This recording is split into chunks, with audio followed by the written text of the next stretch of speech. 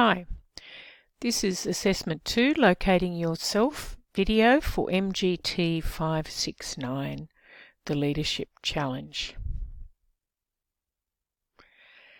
So this assessment is due on the 8th of September, which is just after your session break. So I suggest that you keep going during the session break. You've got a couple of weeks, end of August and early September, and get assessment 2 in. It's worth 30% and it's 2,000 words. So it's actually based on Simon Weston's work, and Simon Weston has written quite a lot of books. His probably most known one is Leadership: A Critical Text, which has just been released again. I think 2019 a new one came out, but we're using the 2013 one just for this exercise. So I want you to read Michael Weston's biographical account of the work experiences which helped form his views on leadership. Not just work, but his familial and his upbringing as well. You'll find this account in the accompanying reading. So the readings, go to this link and it's on page, and you can scroll down, it's online, and it's on page XV number 15, but it's XV, it's not page number 15. So there's a number of Roman numeral pages at the beginning. Now, locating yourself is a really important thing to do. We actually, as we go through our lives, we quite often don't think back and think, what has shaped us? What's the biographical account? What have been the social dimensions? What have been the historical dimensions? What have been the familial dimensions? Where did I come from? What was my demographic background? My ethnicity? What different places did I work that shaped me? And when I worked in those different places, was it a more male hierarchical leadership there, or was there a more inclusive, a more collective, collaborative leadership style? Were there more women, etc., etc.? What was the difference in the different organisations? If you worked in health, that would be very different from if you worked in education. I know my formative years, I worked in agriculture and primary industries, and in different places, and then in natural resource management, and then morphing into organisational development, etc., and organisational change and leadership development. So there's been a number of things, and there's more along the way. So I suppose the older you are, the more it shaped you, but it doesn't matter. I've done this exercise with people doing this subject who are in their mid-20s, and it's interesting to look back and see how you've been shaped. And that first exercise that you did, your personality test, would have also given you some insights into who you are and how you've been shaped. So look at that. It's a very honest account that he's included there, and he has actually identified some of the assumptions and biases that he's had along the way, and he hasn't always felt that he is he's not always as confident as you may think, that somebody who is so well known across the world for his identity when it comes to leadership, but also as a coach and teaching coaching. So yeah, this will really unlock things for you in undertaking this exercise. So what you need to do is, there are 3 tasks. The first is to write a reflective count of your own work and or personal experience that have helped form your views of leadership. So this is very much going back and looking at what Simon has written and thinking about what you've written. Now, you might have done this exercise before, and if you have, you can bring in those things as well. But our views of leadership are always shaped by our backgrounds, by our work backgrounds and our personal experiences. So in your account, explain how these work and or personal experiences help form your views on leadership. Provide a critical analysis of what you learn from these experiences in the context of your developing understanding of the theory and practice of leadership, self, and relationships. So I'm just going to pause here and talk about critical analysis and thinking critically. So when we think critically, we are being active. We are not passively accepting everything we read and hear, and we're not descriptively writing about it. But we are questioning, evaluating, making judgments, finding connections and categorizing information. It means being open to other points of view and not being blinded by our own biases. In researching and analysing leadership practice, it includes asking questions, identifying problems and solutions, relating the theory to practice. So you need to look at, in this, you need to bring in the theory. You need to look at literature, you need to look at the readings in your subject, bring those in to support your insights. Stating an argument and supporting it with evidence, and that's from the literature and from your own experience, making comparisons and evaluating. Okay. Now I'm just going to go back to this again.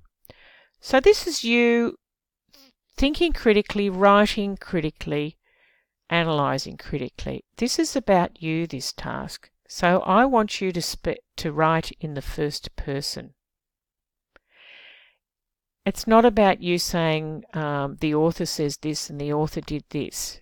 That is dispassionate. This is a leadership subject. We're talking about self-leadership. We're talking about locating ourselves.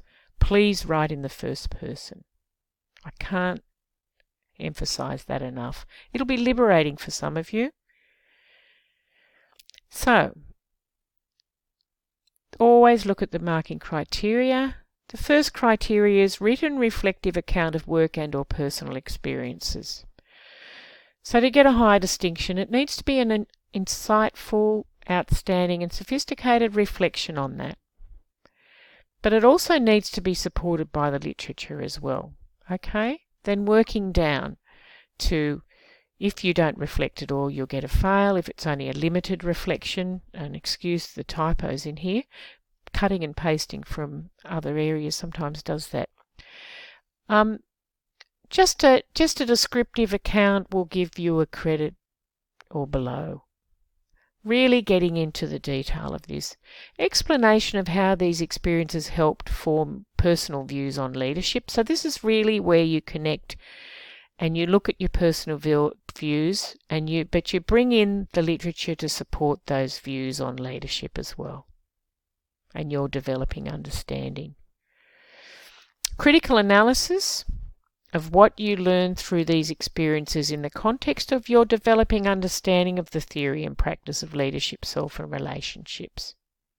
Okay, there's a clear link here to get a high distinction between theory and practice, and a deep understanding of the connection between your life experiences and your leadership development. And then finally, we always mark to the quality of the presentation, expression, etc. So your referencing in the APA style needs to be accurate to get a high distinction. Mostly accurate or accurate for the distinction. To get a high distinction, I expect you to write very well in a scholarly fashion, supporting things with correct citations, with correct referencing, no punctuation or spelling errors. Grammar is correct, sentence structures, no typos, etc. Then work your way down. If you are only learning to do a referencing, that's fine. You'll still get a credit if you do reference. Okay? I'm struggling here, just starting to cough. So, the presentation. Just going to pause for a minute. Apologies for that coughing.